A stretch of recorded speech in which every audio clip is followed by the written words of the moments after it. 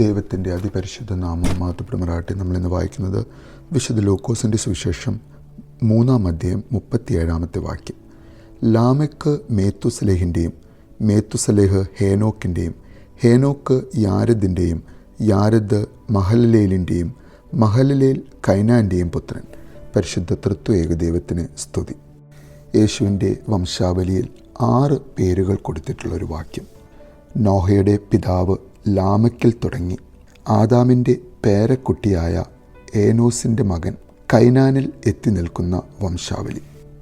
വിശുദ്ധ വേദപുസ്തകത്തിൽ കൊടുത്തിട്ടുള്ള ഏറ്റവും കൂടുതൽ വർഷം ജീവിച്ച വ്യക്തി 969 വർഷം, 969 ഇയേഴ്സ്. അത്രയും വർഷം ജീവിച്ച മെത്തുസലേഹിൻ്റെ പേർ ഈ വാക്യത്തിൽ നമുക്ക് കാണുവാൻ സാധിക്കും. പിന്നീട് നാം കാണുകയാണ് മെത്തുസലേഹിൻ്റെ പിതാവ് ഹേനോക്കിനെ. മറ്റ് ആദ്യ പിതാക്കളുമായി തട്ടിച്ചു നോക്കിയാൽ ആയുർദൈർഘ്യം കുറവായിരുന്ന ഒരു പിതാവ്, 365 വർഷം ജീവിച്ച ഹേനോക്ക്. ഹേനോക്കിൻ്റെ വിശേഷണം, ഹേനോക്ക് ദൈവത്തോടു കൂടെ നടന്നു എന്നുള്ളതാണ്. ദൈവത്തോടു കൂടി നടന്ന ഹേനോക്ക് മരിച്ചതായി വിശുദ്ധ വേദപുസ്തകത്തിൽ നമ്മൾ കാണുന്നില്ല. വിശുദ്ധ വേദപുസ്തകം സാക്ഷ്യപ്പെടുത്തുന്നത് ദൈവത്തോടു കൂടെ നടന്നവനെ ദൈവം എടുത്തു എന്നും പിന്നെ മനുഷ്യരാരും അവനെ കണ്ടില്ല എന്നുമാണ്. മരണം കൂടാതെ സ്വർഗത്തിൽ പ്രവേശിച്ച 2 വ്യക്തിത്വങ്ങളെയാണ് വിശുദ്ധ വേദപുസ്തകം നമുക്ക് കാണിച്ചു തരുന്നത്. ഒന്ന് ഹേനോക്കും, 2 ഏലിയ ദീർഘദർശി. ഇസ്രായേൽ ജനതയുടെ, യഹൂദന്മാരുടെ ഐതിഹ്യമാലകളിൽ ഹേനോക്കിനെ കുറിച്ചുള്ള കഥകൾ ഏറെയുണ്ട്. അക്കങ്ങളും അക്ഷരങ്ങളും കണ്ടുപിടിച്ചതും വാനശാസ്ത്രത്തിന് തുടക്കം കുറിച്ചതും ലോകത്തിൽ ആദ്യമായി ഒരു പുസ്തകം രചിച്ചതും ഹേനോക്കാണെന്നാണ് യഹൂദന്മാരുടെ വിശ്വാസം. ഹേനോക്കിൻ്റെതായി 3 പുസ്തകങ്ങളുണ്ട്. ചാവുകടൽ തീരത്ത് കുമ്രാൻ സമൂഹം വിശുദ്ധ ഗ്രന്ഥമായി കരുതിയിരുന്ന ഹേനോക്കിൻ്റെ 1-ാം പുസ്തകം. ഈ പുസ്തകത്തിൽ നിന്നുമുള്ള ഒരു പരാമർശം പുതിയ നിയമത്തിലെ വിശുദ്ധ യൂദായുടെ ലേഖനത്തിൽ നമുക്ക് കാണുവാൻ സാധിക്കും. യൂദായുടെ ലേഖനത്തിൽ 14-ാമത്തെ വാക്യത്തിൽ കാണുന്ന ഹാനോക്കിൻ്റെ പ്രവചനം കണ്ടാലും കർത്താവ് തൻ്റെ വിശുദ്ധരുടെ 10,000 കൂടെ ആഗതനായിരിക്കുന്നു എന്ന ആ വാക്യം. 5 ഭാഗങ്ങളാണ് ഈ ഹേനോക്കിൻ്റെ വിശുദ്ധ ഗ്രന്ഥത്തിനുണ്ടായിരുന്നത്. അതിൽ 1-ാം ഭാഗം 1 മുതൽ 36 വരെയുള്ള അധ്യായങ്ങളിലാണ്. അവസാനത്തെ ന്യായവിധിയെക്കുറിച്ചുള്ള പ്രവചനം, സ്വർഗവും നരകവും മാലാഖമാരോടൊത്ത് കാണുന്ന ഹേനോക്കിനെയും നമുക്ക് ആ ഭാഗത്ത് കാണുവാൻ സാധിക്കും. പിന്നീട് 37 മുതൽ 71 വരെയുള്ള അധ്യായങ്ങളിൽ 3 ഉപമകളും, പുരാതനായവൻ, മനുഷ്യപുത്രൻ, തിരഞ്ഞെടുക്കപ്പെട്ടവൻ, അവൻ നടത്തുന്ന അന്ത്യവിധി, ഇങ്ങനെയുള്ള കാര്യങ്ങളെക്കുറിച്ച് പരാമർശിച്ചിരിക്കുന്നു.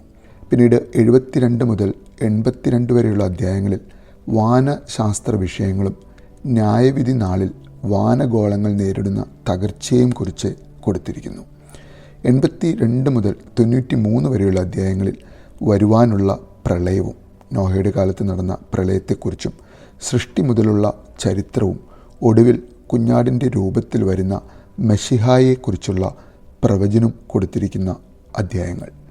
94 മുതൽ 108 വരെയുള്ള അവസാന അധ്യായങ്ങളിൽ ഹേനോക്കിൻ്റെ ഉപദേശങ്ങളും ഉൾക്കൊള്ളിച്ചിരിക്കുന്നു. പുരാതന സമൂഹമായ കുമ്രാൻ സമൂഹത്തിൻ്റെ വിശുദ്ധ ഗ്രന്ഥം.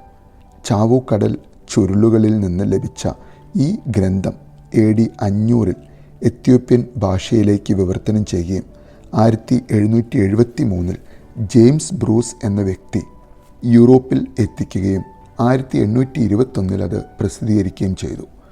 മനുഷ്യപുത്രനെക്കുറിച്ചുള്ള ഹേനോക്കിൻ്റെ സങ്കല്പമാണ് യേശു സ്വയം മനുഷ്യപുത്രൻ എന്ന് വിശേഷിപ്പിക്കുന്നതിൻ്റെ ആധാരം എന്ന് പണ്ഡിതർ പറയുന്നു.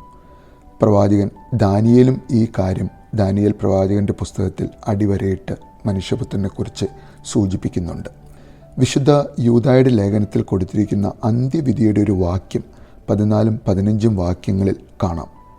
എല്ലാവരുടെയും മേൽ വിധി നടത്താൻ സകല ദുഷ്ടരെയും അവർ ചെയ്ത സകല ദുഷ്കർമ്മങ്ങളുടെ പേരിലും തനിക്കെതിരായി പറഞ്ഞ എല്ലാ ക്രൂരവാക്കുകളുടെ പേരിലും കുറ്റം വിധിക്കാൻ വരുന്നവനെ അഭിമുഖീകരിക്കാൻ നമുക്ക് സാധിക്കണമെന്ന് യൂദ തൻ്റെ ആ ലേഖനത്തിൽ ആദത്തിൽ നിന്ന് 7-ാം തലമുറക്കാരനായ ഹേനോക്ക് പ്രവചിക്കുന്ന വാക്യമായിട്ട് കൊടുത്തിട്ടുണ്ട്.